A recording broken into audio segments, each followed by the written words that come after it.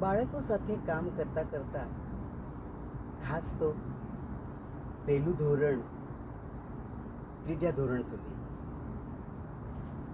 નિષ્પાપ બાળકો, એમની કાલી ભાષા, અભ્યાસ સાથે સાથે અભિનય ગીતો, વાર્તા ને બહુ મજા આવતી હતી. આત્મીયતા સાથે કામ આપોઆપ જ થઈ જતું. અને આમ બાળકો સાથે કામ કરતાં કરતાં એકથી ધોરણમાં મને 29 વર્ષ થયા. શાળાની સંખ્યા ઓછી થવાને કારણે મારી બદલી થઈ ખોખરા મરાઠી શાળા નંબર 2. ઘેરથી 19 કિલોમીટર દૂર એ શાળા હતી. હવે 1 થી 3 ધોરણની શાળા બપોરની, 4 થી 7 ધોરણની શાળા સવારની. આટલી દૂર. ધોરણ 7મું, ત્યાંના મુખ્યાધ્યાપક રિટાયર થયા હતા, એટલે મારી બીજા ના મૂકે ત્યાં સુધી મારી એ ફરજ હતી કે મુખ્યાધ્યાપકનું પણ કામ કરવાનું. મારા જીવનમાં જાણે એક યુટર્ન આવ્યો કહીએ ને તો ચાલે. ઘરની જવાબદારી તો દરેક સ્ત્રીને હોય જ. 80 વર્ષના સસરા ઘરમાં હતા. મારા મિસ્ટરની બદલી ભાવનગર થઈ હતી, પણ ઉપાય કંઈ નહોતો. નોકરી તો કરવાની જ હતી. ઘરનું બધું કામ પરવારીને 5:30 વાગે, 5:40 વાગે હું 20 મિનિટ ચાલીને જતી અને 5:45ની બસ મને મળતી રામદેવનગરથી અમદાવાદમાં, અને ત્યાંથી પછી હું ખોખરા પહોંચી જતી. મને દરેક ગમે તે પ્રસંગ હોય, ગમે તે હોય, ટાઈમે જવું મને બહુ ગમે છે. અને એમાં શિક્ષક તરીકેની ફરજ બજાવવાની એટલે પૂછવાનું જ ના હોય. 7 વાગે હું ખોખરા પહોંચી જતી. ત્યાં એક રામ મંદિર હતું. 7:15 શાળામાં પહોંચવાનું હોય, પણ હું તો 7:05 રામ મંદિરમાં જઈને બેસી જતી. અને એ રીતે મારું રૂટીન શરૂ થયું. 7મા ધોરણના બાળકોની પ્રત્યક્ષ ઓળખાણ થઈ. મજા આવતી બાળકો સાથે. એ પણ મોટા બાળકો હતા, પણ સમજુ હતા. દરેક વખતે સંસ્કાર વિશેની વાત પહેલાં 10-15 મિનિટ કરવાની એ હું મારી ફરજ સમજતી. કામ કરતાં કરતાં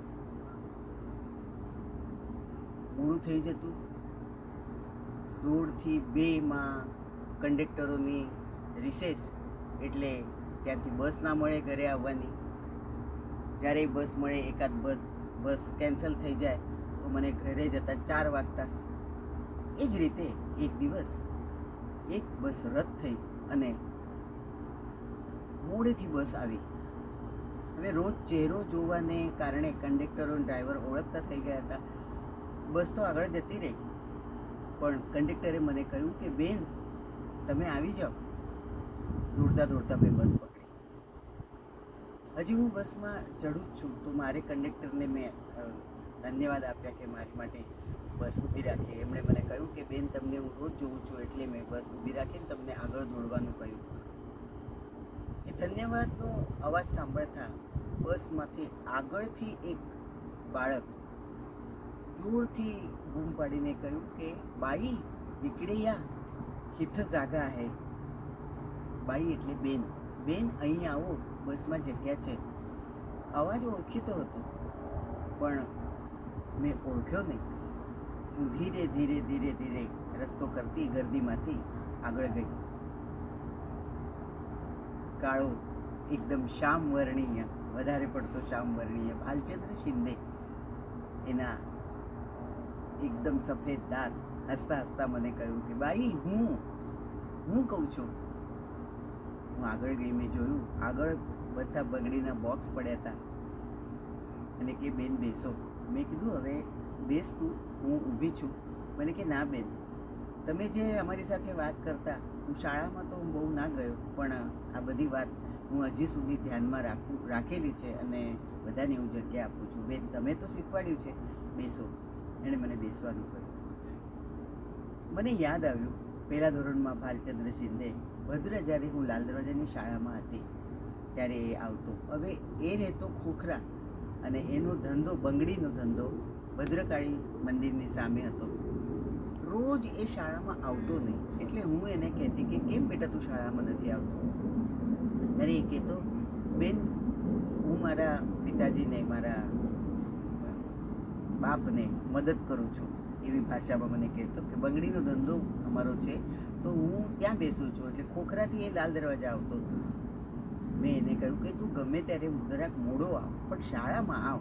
દરરોજ આવતો શાળામાં, ભલે થોડોક મોડો આવીશ તો હું હાજરી પૂરી દઈશ.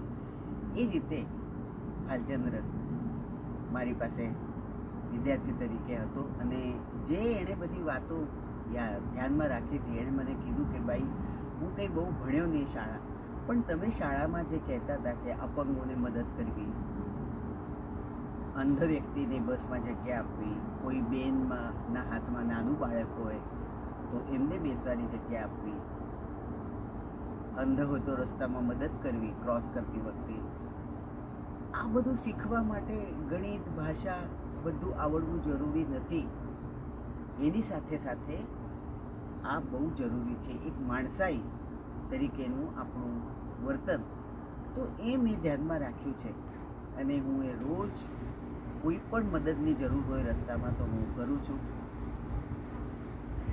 મને એનું બોલવું બહુ જ ગમ્યું અને મેં એ વખતે 8-10 વર્ષ પહેલાં જે કહ્યું હતું એ એણે ધ્યાનમાં રાખ્યું હતું. ભારતનો એક નાગરિક અને માણસાઈનું નાતું ધ્યાનમાં રાખવું એ એણે ધ્યાનમાં રાખ્યું અને સારું માણસ બનવા માટે એ મારી સાથે જે એણે વર્તન કર્યું મને